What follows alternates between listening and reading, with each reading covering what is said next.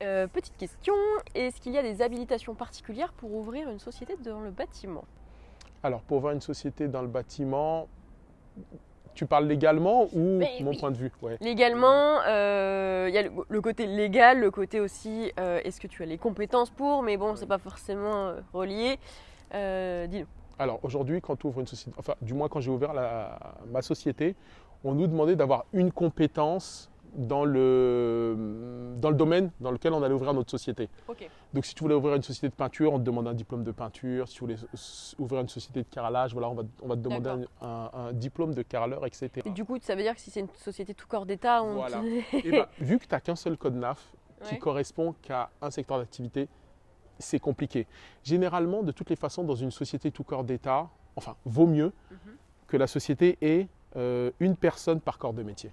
C'est-à-dire quelqu'un qui fait et l'électricité et le carrelage, forcément, il va être moyen dans les deux. Mais ça, du coup, ça va être en dessous, je dirais, tu as la pieuvre, mais tu as la personne à la tête, celle à qui appartient la société. Exactement. Mais du coup, comment tu peux savoir s'il y a une personne en dessous à chaque fois? Ça va être la constitution de la boîte. Oui, ça va être ça c'est pas évident à savoir. Pour mon cas, comme je t'ai raconté, donc moi j'ai appris avec la personne que j'ai rencontrée et j'avais fait des études de gestion. Donc j'étais vraiment arrivé au début pour gérer l'entreprise. Mais vu qu'on n'était que deux, il fallait que je sois sur le chantier avec lui, il fallait que je fasse les courses, il fallait que j'apprenne très très vite comment ça fonctionne, comment tu fais un chantier. Donc quand j'ai créé ma société, j'ai pas eu de difficulté particulière pour la créer et surtout j'avais les compétences. Mais aujourd'hui, je dirais que c'est beaucoup mieux d'avoir quelqu'un qui est passionné par le métier et surtout qui a une vraie connaissance du métier sur le terrain. Ok, donc c'est bien en réalité de coupler, je dirais, peut-être deux associés avec quelqu'un qui gère un petit peu le business, la structure, la compta, toutes ces choses-là, et peut-être même le côté devis, facturation.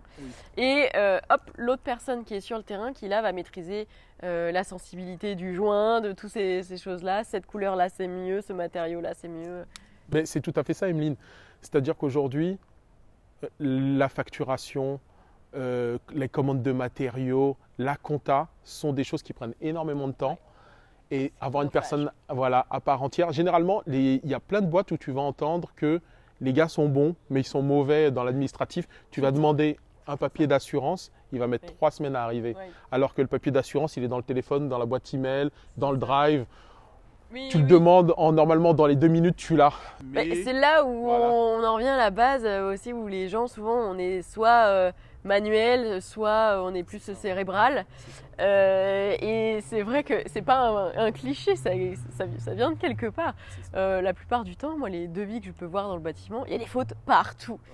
Ils écrivent super mal et tu te dis, bon Dieu, je vais devoir envoyer ça à la banque. Ça peut faire pas très pro, mais et là où tu comprends que du coup, la personne qui fait le devis est également celle qui met les mains dans les joints. Exactement. Après, ça c'est compliqué dans ce genre de cas. On leur en veut pas. Moi, je sais que je le dis en coaching, on s'en fout que le devis soit magnifiquement écrit. On veut que le chantier soit beau et soit clean, bien fini, c'est important. Et qu'il se soit déroulé sans trop de friction, même si parfois, exactement. Absolument. On entend souvent parler des RGE, donc les fameuses entreprises pour accéder aux aides de l'État pour les travaux.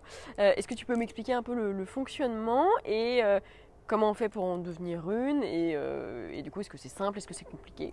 Alors, RGE, reconnu garant de l'environnement. Donc ce sont des entreprises qui doivent passer une sorte de certification. Donc il y en a plusieurs. Donc généralement les gens pensent que RGE, il n'y a qu'une seule certif, mais il y en a plusieurs. Tu as isolation extérieure, isolation intérieure, ventilation, pompe à chaleur. Donc tu as un large spectre de... Selon les corps d'État. Exactement.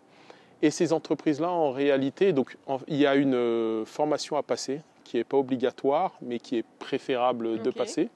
Ensuite, tu dois démontrer que tu as les compétences pour réaliser ces travaux-là. Et lorsque les entreprises obtiennent ces certifications, elles sont répertoriées sur le site de l'État. Un particulier peut trouver l'entreprise de sa région. On peut aller vérifier dessus. Qui est qualifiée RGE.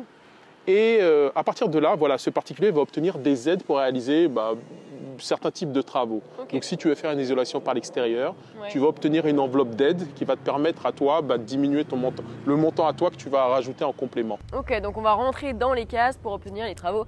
Et c'est vrai que donc en ce moment on entend beaucoup parler du DPE, les passoires thermiques, tout ce qui se passe. Tout le monde est un peu stressé sur le sujet.